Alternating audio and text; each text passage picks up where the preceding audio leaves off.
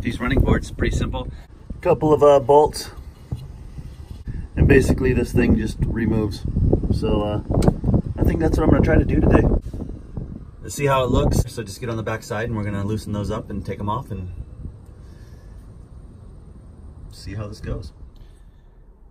Actually, these are held on by a 13mm nut and bolt combination. So 13mm on each side. Yeah, so I like this. Actually, it looks a lot more manly, a little more tough, if you will. One thing I do like about the running boards though is it does offer some protection far up underneath here, and that's probably why this is in such good shape still after 17, 18 years. So I might see if I can grab a mud flap and make this work for up here. Keep some of that road debris off the rocker panels. So that took all of 20 minutes. Actually, it took more time to find the right socket size, to be truthful. 6 nuts and bolts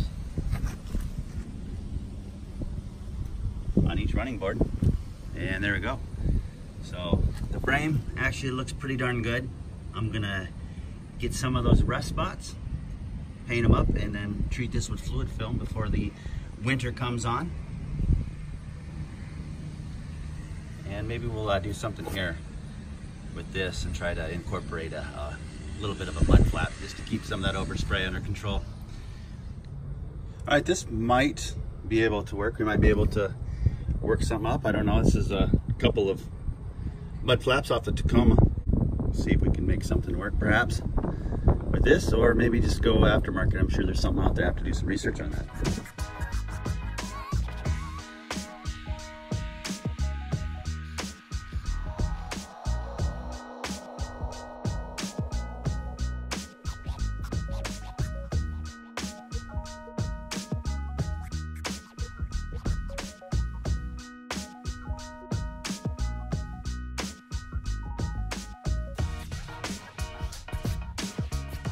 All right, so we're gonna pull this front grille off, paint it. Got these little tabs right here. You push down on that and inevitably they break. So have a good selection on hand when you do this, because they are going to need to be replaced. But there are just 7 tabs. You pull it off. So what you wanna do is you wanna push down on this first, and then you take a screwdriver and you push down on the second tab right there while gently pulling, and it should come free. Then behind here we can go ahead and take off the emblem with these screws, and we'll wrap that or paint it. I'm not sure which I'm going to do yet. So these new tabs just kind of go in there like that, and I do have some extras. But while we have this apart, it's a good idea to go ahead and try to clean this condenser, this radiator. Get some of those bugs out of there.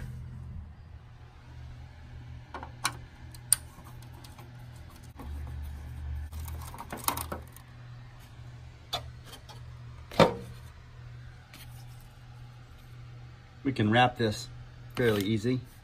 Take a little bit of time. I think I might do that rather than trying to paint it.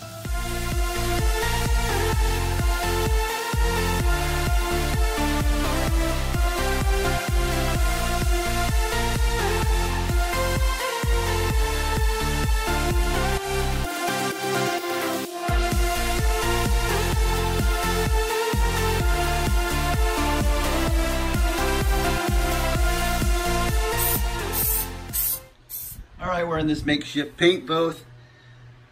This bonding primer goes on relatively easy, and it's fast drying. I'm gonna throw a couple coats on this. You know, one of the things that I'm finding with myself is I'm not a professional painter, but if you're putting 2 coats on, sometimes you want to put that first coat on a little bit too thick. You tend to do that, but avoid doing that. Just put a light coat on, and then anything that's missed, you can get the second coat. But try to get uniform coverage without runs. That can be a challenge. So hopefully this thing turns out, it's going to look better than what it did. I'm quite certain of that. And check out this paint. I'm just going to go all black, but I'm going to go with this one.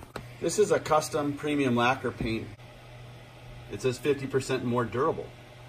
So for something in the front of your vehicle, I'm thinking that could be good. Hopefully a little bit of flake right there. I don't decide against that after I do it. Otherwise I could do the old flat black, but this is actually I'm gonna patch up a couple spots in the frame with this. That's coming at a later date. Since I have this apart, I'm looking at doing the front bumper. This bumper is there's a few spots on it that are actually where the dealership, somebody tried to make it look better, and from a distance it does, but when you look at it close, it really generally looks like dog crap. So I found this is supposed to be a Metanium silver Metanium. So hopefully this will match up well. So again, this is all about doing it yourself. I'm not a professional, but if I can do it, I'm sure you can. I'm just kind of taking you along for the ride.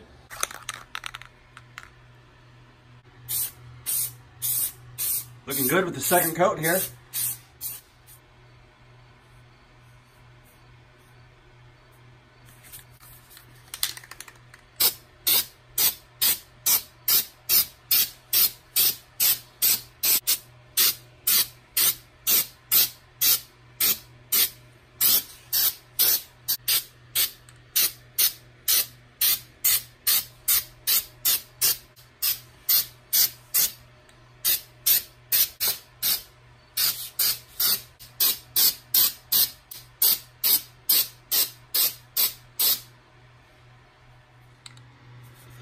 Kind of chunky, very much like truck bed liner.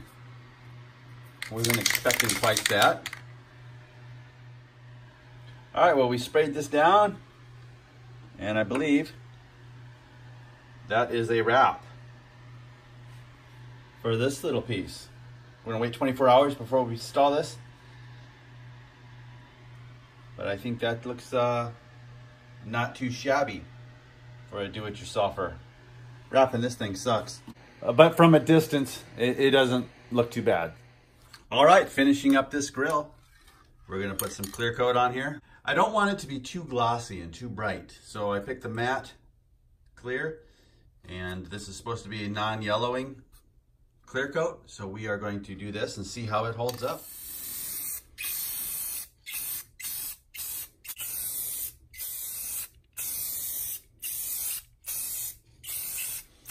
Plastic tabs usually will break when you take the grill out, and I opted for some cheap Chinese ones, and they are really junk. So I would recommend paying the extra money for the factory ones. But what you need to do really with these Chinese ones is you need to take this and you need to spread it out just a little bit so they actually connect into the grill.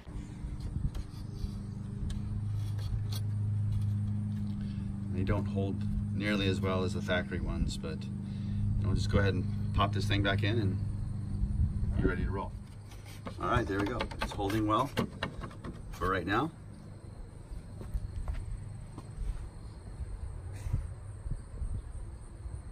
Looks a lot better than the old chrome and the pitted out that was in the black, so we'll see now how this holds up.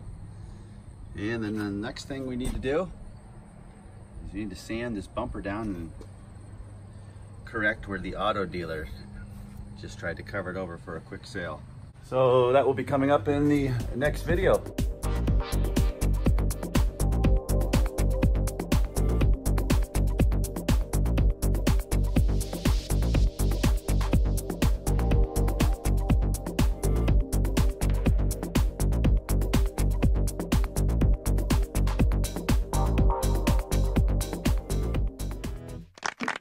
They're clapping because it's over.